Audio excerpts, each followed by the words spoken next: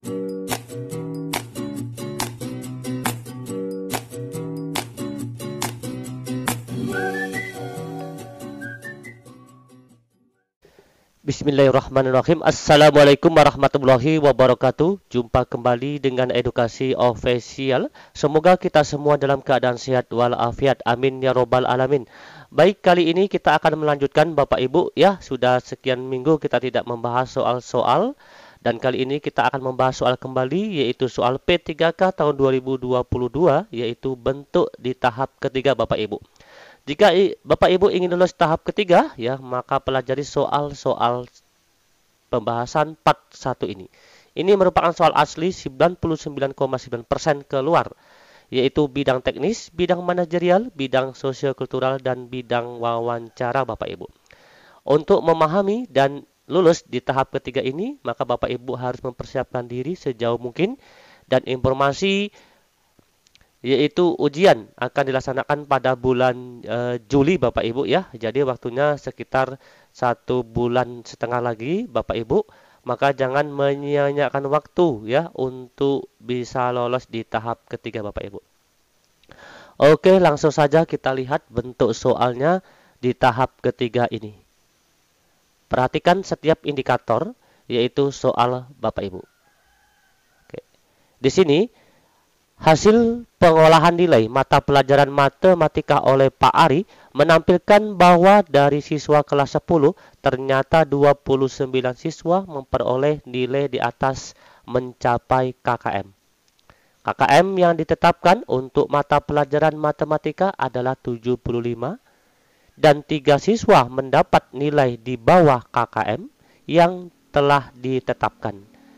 Dari ilustrasi di atas, penilaian yang demikian disebut dengan penilaian A. Penilaian objektif, B. Penilaian acuan norma, C. Penilaian acuan patokan, D. Penilaian terpadu, E. Penilaian menyeluruh. Oke, Bapak Ibu silakan jawab di kolom komentar. Sudah Bapak Ibu, silakan jawab di kolom komentar kira-kira jawaban Bapak Ibu, yaitu opsi A, B, C, D, E. Silakan jawab. Kalau sudah, mari kita bahas bersama. Di sini kata kuncinya pada soal nomor 1 adalah yaitu KKM yang telah ditetapkan. Berarti KKM yang sudah ditetapkan oleh guru atau pihak sekolah adalah 75. Ya, ternyata ada 3 siswa mendapat nilai di bawah KKM. Intinya, indikator pada soal ini atau kata kunci ya pada soal nomor 1 adalah KKM yang sudah ditetapkan terlebih dahulu. Maka ini masuk ke dalam kategori yaitu penilaian acuan patokan.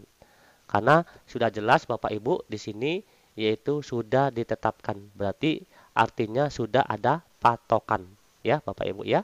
Sudah ada acuan dan sudah ada patokan untuk yaitu mengetahui siswa tersebut mencapai KKM atau tidak gitu ya. Berarti ini disebut dengan penilaian acuan patokan. Mari kita lihat pembahasannya Bapak Ibu.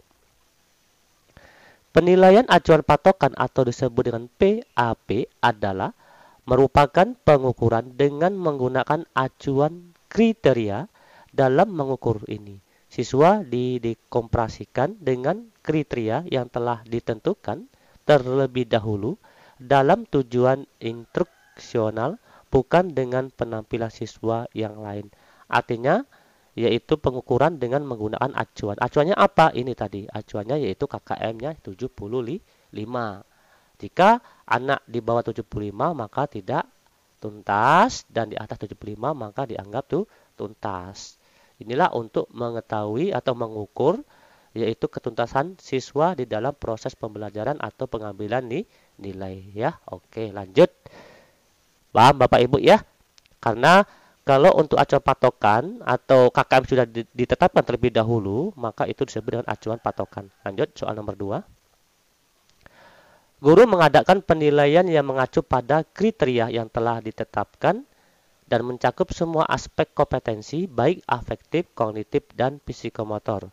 Itu adalah prinsip penilaian A. Beracuan, kriteria, dan sistematis. B. Akuntabel dan menyeluruh. C. Objektif dan menyeluruh. D. Objektif. E. Beracuan, kriteria, dan menyeluruh. Oke, kata kuncinya di sini adalah mencakup semua aspek, ya.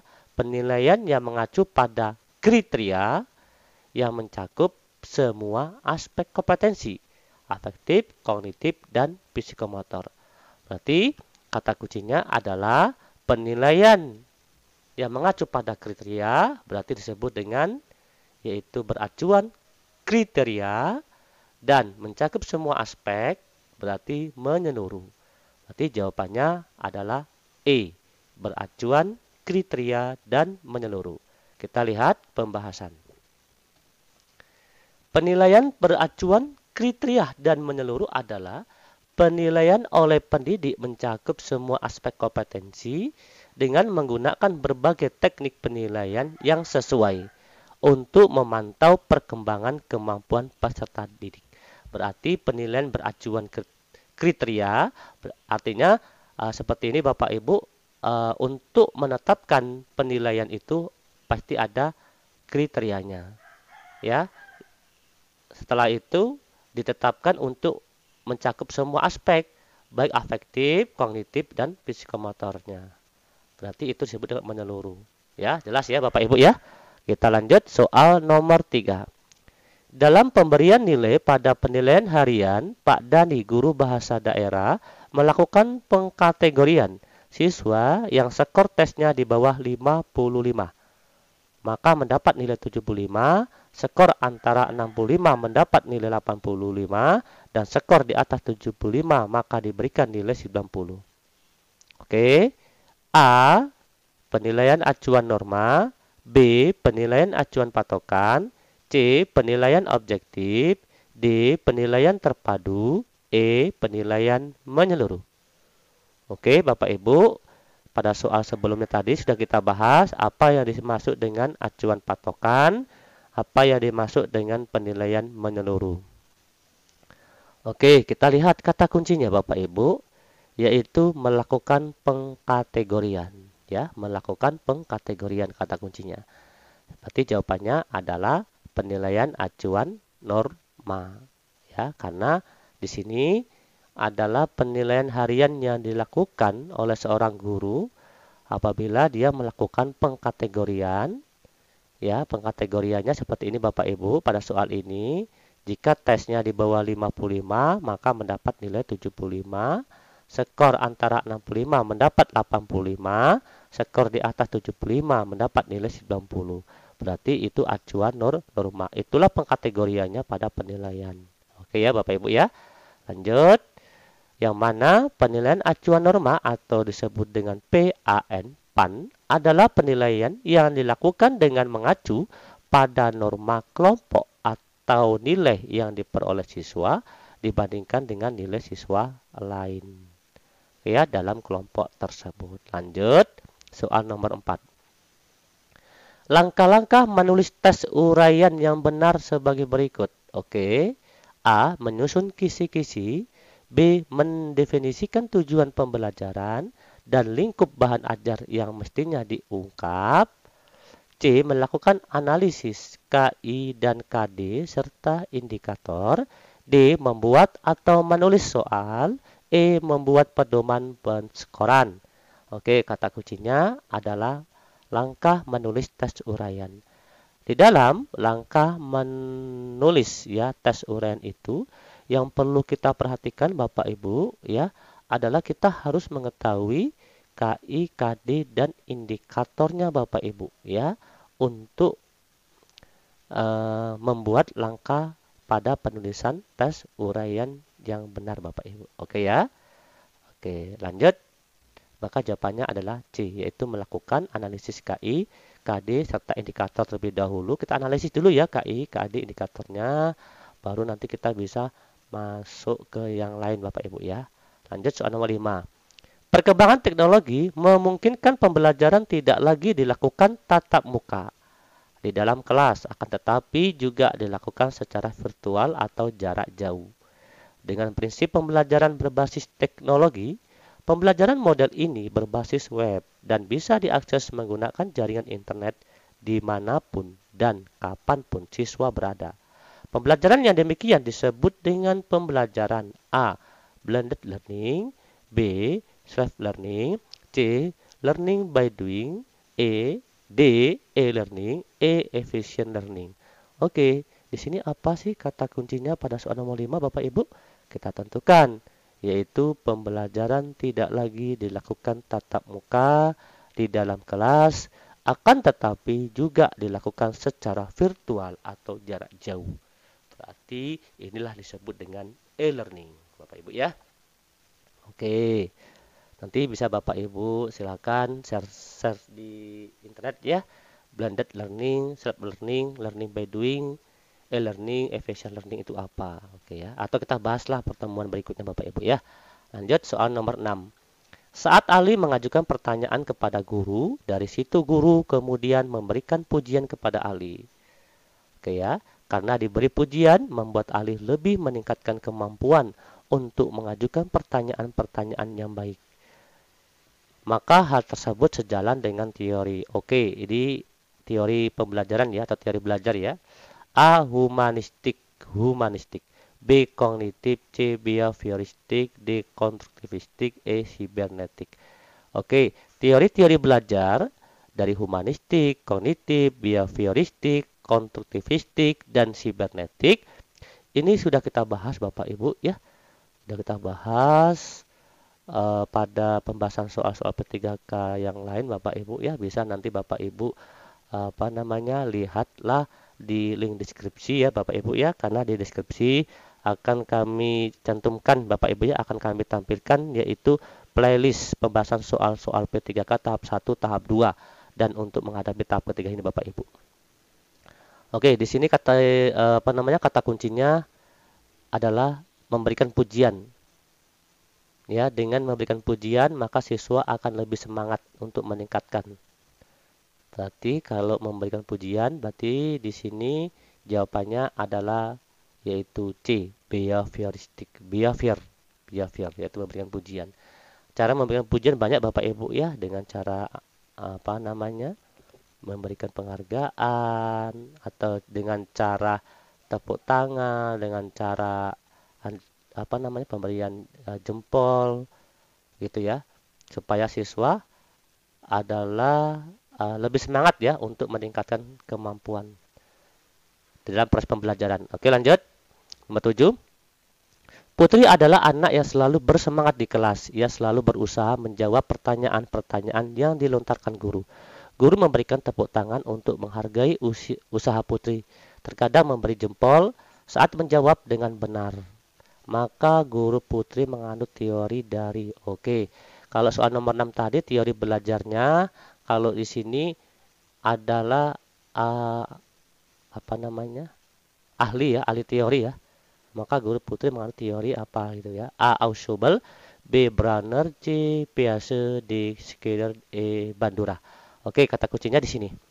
Guru memberikan tepuk tangan. Nah, tadi ini juga termasuk untuk menimbulkan anak itu bersemangat atau motivasinya lebih untuk ditingkatkan ya, memberikan tepuk tangan atau aturan jempol gitu ya.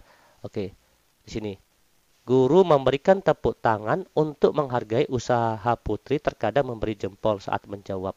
Berarti kalau seperti ini teori adalah D, Skinner ya Bapak Ibu ya. Oke, kita lihat di sini ada teori belajar Skinner adalah didasarkan atas gagasan bahwa belajar adalah fungsi perubahan perilaku individu secara jelas. Di sini perubahannya mana Bapak Ibu? Ya, jika si Putri ini kan anaknya semangat ini ya, menjawab pertanyaan. Setelah itu kita motivasi atau kita berikan berupa tepuk tangan atau memberikan jempol saat dia menjawab. Di situ kan bisa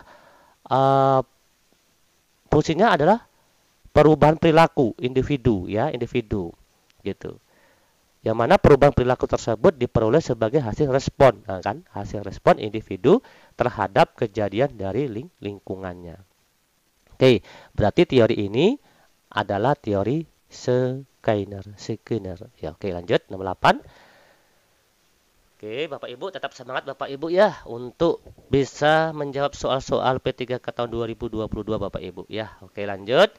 Di dalam RPP yang disusun oleh guru tertulis tujuan pembelajaran. Oke.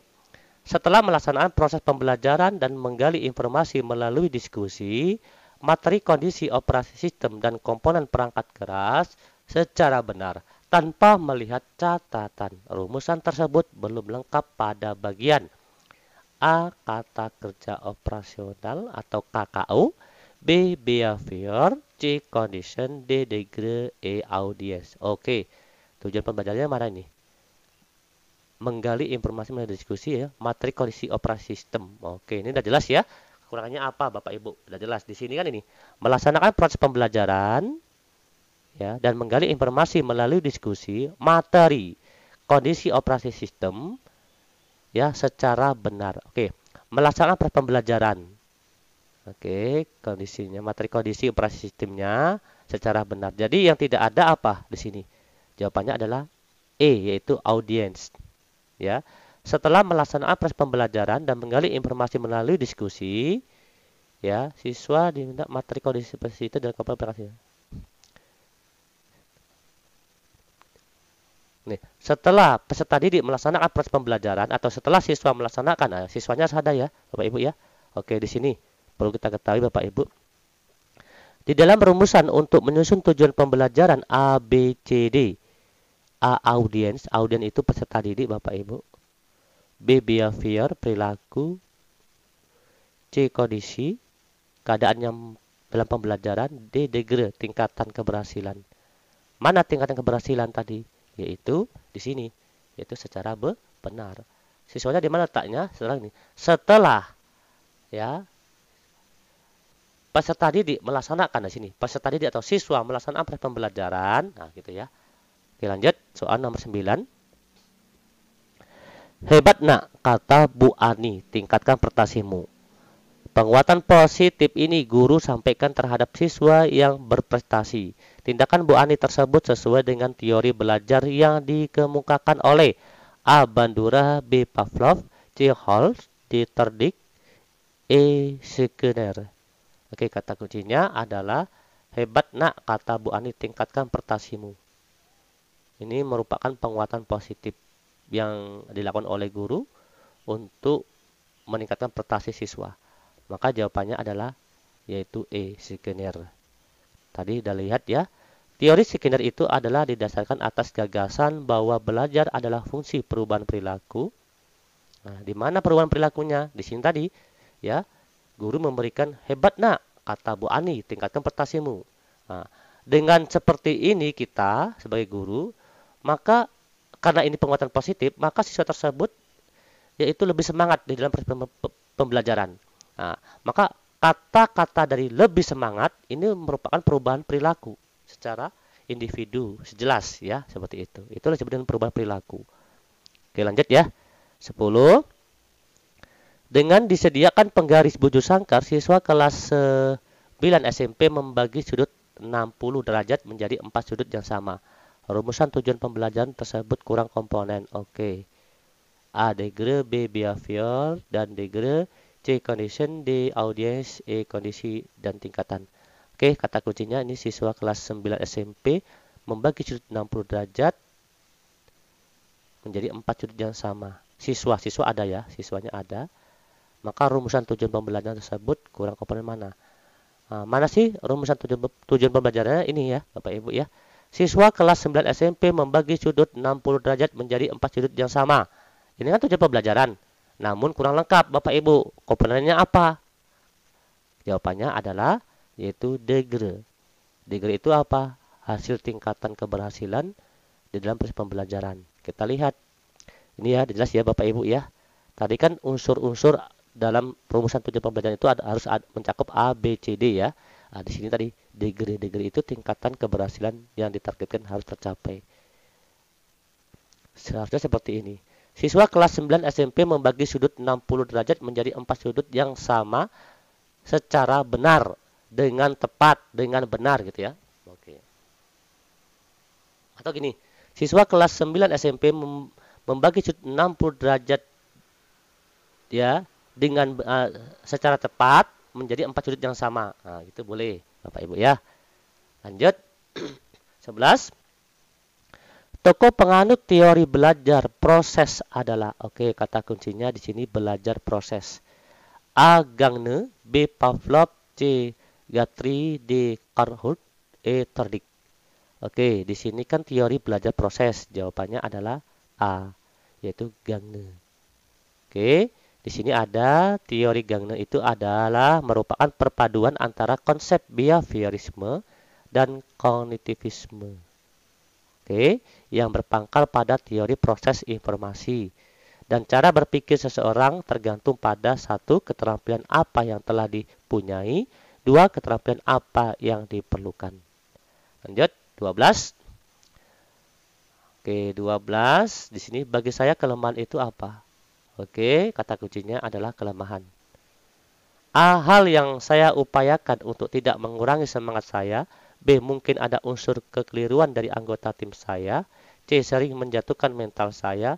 D. Isyarat tegas bahwa saya harus berhenti. E. Justru meningkatkan ketangguhan saya untuk mencapai sesuatu dengan lebih baik.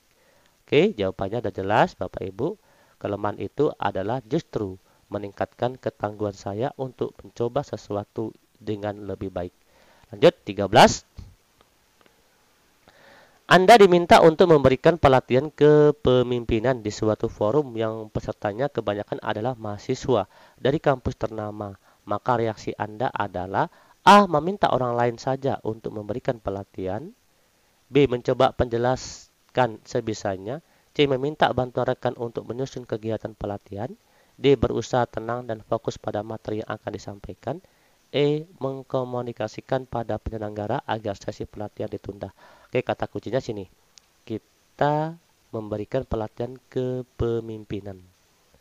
Oke, maka jawabannya adalah kita harus berusaha tenang dan fokus pada materi yang akan disampaikan walaupun di hadapan mahasiswa dari kampus ternama. Lanjut. 14. Karena sebagian besar guru pulang kampung dan saya diminta menunda cuti lebaran oleh kepala sekolah. Berarti ini ada alasan tersendiri Bapak Ibu ya. Sedangkan saya sudah berjanji pada orang tua untuk mudik di hari lebaran. Sikap saya adalah A. Tetap mengambil cuti. B. Memberikan pengertian kepada orang tua tentang cuti lebaran dan setelah selesai baru mudik. C. Memberikan pengertian kepada kepala sekolah agar diperbolehkan pulang kampung. D. Meminta anggota keluarga lain untuk membujuk orang tuanya. E. Meminta teman untuk menggantikan penundaan cuti. Oke, di sini kan pasti ada alasan kepala sekolah meminta kita tidak mengambil cuti gitu ya, tidak mengambil cuti lebaran. Ini kan kategorian cuti ya Bapak Ibu ya, cuti. Bukan ini ya, bukan hari pas lebaran gitu ya. Kalau hari lebarannya kan pasti kita pulang. Nah, pasti kan nanti harus ada hari cuti bersamanya gitu ya. Oke, seperti itu. Maka jawabannya di sini udah jelas Bapak Ibu ya. Yaitu B, memberikan pengertian kepada orang tua. Jadi kita secara langsung, artinya ini ya, kita langsung yang memberikan pengertian kepada orang tua, jangan melalui keluarga lain gitu ya, tentang cuti lebaran. Dan setelah selesai baru kita mudik. Oke gitu ya, lanjut ya. 15. Anda adalah sebagai ketua panitia di sebuah organisasi. Pada suatu saat Anda ditegur oleh pimpinan karena ada program yang belum terlaksana sampai menjelang akhir periode. Ingat di sini menjelang akhir periode, bukan sampai akhir periode ya. Maka yang akan Anda lakukan adalah, berarti kalau kata menjelang akhir periode berarti masih ada waktu. A. Mencari alasan agar tidak dimarahi. No. B. Meminta maaf pada jajaran pengurus. Ya, meminta maaf. Apakah hanya kita minta maaf? Tidak. C. Segera mengurus kelanjutan ke programnya. Apakah kita langsung melanjutkan pengurus programnya? D. Mengatakan kepada pimpinan bahwa pekerjaan sangat banyak sehingga membutuhkan waktu yang sedikit lama dan tetap melanjutkan program yang belum terselesaikan. E. Menerima risiko. Risiko itu pasti, tapi bukan hanya kita menerima risiko ya, harus tetap melanjutkan programnya, tapi harus kita sampaikan kepada kepala sekolah atau pimpinan kita ya Bapak Ibu ya. Apa alasannya? Alasannya karena banyak gitu ya. Dengan kita memberikan alasan pada pimpinan, namun kita tetap melanjutkan programnya karena di sini kata kuncinya tadi adalah menjelang Bapak Ibu. Sebagai ketua panitia, ada program yang belum terlaksana, Maka jawabannya sudah jelas. D. Mengatakan kepada pimpinan bahwa pekerjaan sangat banyak sehingga membutuhkan waktu yang sedikit lama dan tetap melanjutkan program yang belum terselesaikan. 16. Bagaimana sikap Anda jika diminta melakukan investasi ke tempat yang sama sekali belum pernah Anda datangi? A. Menolak secara tegas. B. Antusias. C. Menyanggupi dengan sedikit ragu-ragu. D. Mundur. E. Meminta pertimbangan ulang. Oke, kata kuncinya melakukan investasi ke tempat yang sama sekali belum pernah Anda datangi. Maka jawabannya B. Kita harus antusias untuk mengembangkan diri kita. Lanjut. 17. Pada saat Anda sedang melakukan wawancara dengan narasumber, tiba-tiba tetangga Anda menelpon dan memberitahu bahwa baru saja terjadi pencurian di rumah Anda. Sikap Anda adalah A. Mengabaikan urusan rumah karena masih sibuk. B. Menelpon kerabat untuk mengurusinya dulu dan setelah selesai baru pulang. C. Memohon maaf dan meminta izin pada narasumber tersebut untuk kembali ke rumah. D. Segera kembali ke rumah. E. Kembali setelah wawancara selesai. Sudah jelas. Di sini kata kuncinya sedang melakukan wawancara, sedangkan di rumah Anda terjadi ada pencurian. Apakah Anda kabur seperti itu aja? Maka jawabannya adalah B. Menelpon kerabat untuk mengurusinya dulu dan setelah selesai baru pulang. Lanjut, 18. Apakah Anda membuat daftar harian urgensi atau urgensi dari prioritas dalam pekerjaan? A. Saya mencatat untuk pertimbangan sasaran deadline. B. Saya jarang mencatat tetapi terekam selalu dalam pikiran saya. C. Saya tidak membutuhkan daftar harian dan melakukan sesuai dengan yang terdekat dan terpenting. D. Saya selalu mencatat untuk pertimbangan mengambil keputusan. E. Saya kadang mencatat, kadangnya tidak. Karena ini urgensi ya. Urgensi, maka jawabannya adalah A. Saya mencatat untuk pertimbangan secara deadline. Karena di sini urgensi ya. 19. Apakah Anda sebagai pemimpin mendelegasikan tugas kepada staf Anda? A. Saya mendelegasikan sebagian tugas kepada staf. B. Saya mendelegasikan tugas biasa kepada staf. C. Saya mendelegasikan semua tugas kepada staf. D. Saya mendelegasikan sebagian besar pada staf. E. Saya mendelegasikan sebagian kecil kepada staf. Oke, di sini kita sebagai pimpinan. Sebagai pemimpin itu kan sebagai pengontrol dan pengawas ya. Maka saya mendelegasikan semua tugas kepada staf dan saya sebagai pengontrol dan pengawas. Di sini harus perlu kita ketahui Bapak Ibu, tugas pimpinan itu apa sih? Sebagai pengawas, pengontrol, pengendali ya. Oke, lanjut. 20. Seberapa seringkah Anda berusaha dengan aktif untuk mencegah gangguan tamu, rapat, telepon yang biasa selalu mengacaukan hari kerja Anda? A. Saya tidak merasa terganggu. B. Saya selalu menyortir seberapa penting. C. Saya selalu menolak dan menjauhi hal tersebut. D. Tergantung situasi apakah dipenuhi atau tidak. Di sini jawabannya B. Saya selalu menyortir seberapa penting. Lanjut. 21.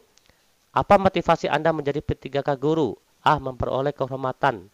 B. Mendapat pekerjaan dan penghasilan yang layak. C. Panggilan hati sekaligus kesempatan mengabdi kepada bangsa dan negara. D. Mengembangkan diri agar menjadi pendidik yang profesional. Udah jelas jawabannya C. Panggilan hati. Lanjut. 22.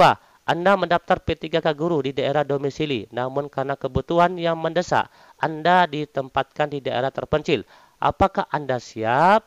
Pasti siap. A. Saya akan mempertahankan posisi saya sesuai daerah domisili. B. Saya menerima keputusan panitia meskipun dengan berat hati.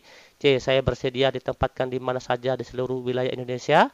D. Menghubungi panitia seleksi dan mengupayakan mendapatkan penempatan pada daerah yang saya inginkan. Sudah jelas jawabannya C. Saya bersedia ditempatkan di mana saja di seluruh wilayah Indonesia. 23. Menurut Anda, seberapa penting penguasaan teknologi informasi dalam proses pembelajaran? Oke. Ya, di dalam proses pembelajaran kan kita harus yaitu mengikuti perkembangan. Maka jawabannya adalah C, yaitu berusaha meningkatkan kompetensi penguasaan TI yang akan mendukung proses pembelajaran siswa. Lanjut 24. Diki adalah siswa yang pendiam dan memiliki prestasi akademik yang rendah, namun memiliki bakat yang sangat baik di bidang seni musik. Sebagai guru, saya menghadapi siswa seperti Dani adalah Diki maksudnya ya. Oke. Di sini kan prestasinya baik. Prestasinya kurang baik ya atau rendah. Namun dia memiliki bakat yang lain yaitu seni. Apabila kita menjumpai hal seperti ini, apa yang harus kita lakukan? A. Hanya fokus mengembangkan bakatnya saja. B. Memberikan tugas yang lebih banyak dari yang lain untuk meningkatkan prestasi akademiknya. C. Membimbing Diki untuk meningkatkan prestasi akademiknya, disertai bakat musik agar berkembang secara optimal. D. Membiarkan saja karena masing-masing siswa akan berkembang dengan sendirinya. Jawabannya adalah C. Kita lanjut ya Bapak Ibu ya. 25. Sebagai guru yang dianggap kompeten, Anda diminta menggantikan guru lain yang kebetulan tugas keluar kota untuk mengkondisikan panitia kegiatan hari pendidikan sekolah. Yang akan Anda lakukan atas permintaan ini adalah A. Menerima tugas itu dan mengerjakan sendiri. B. Mengkoordinasi dan bersinergi dengan pihak yang terlibat kepanitiaan. C. Menerima tugas itu dan menjalankan setelah tugas lain selesai.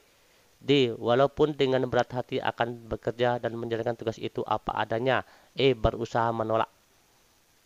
Oke, di sini udah jelas ya Bapak Ibu ya, karena kan kita sebagai kompeten dan kita diminta untuk menggantikan guru lain yang kebetulan tugas keluar kota.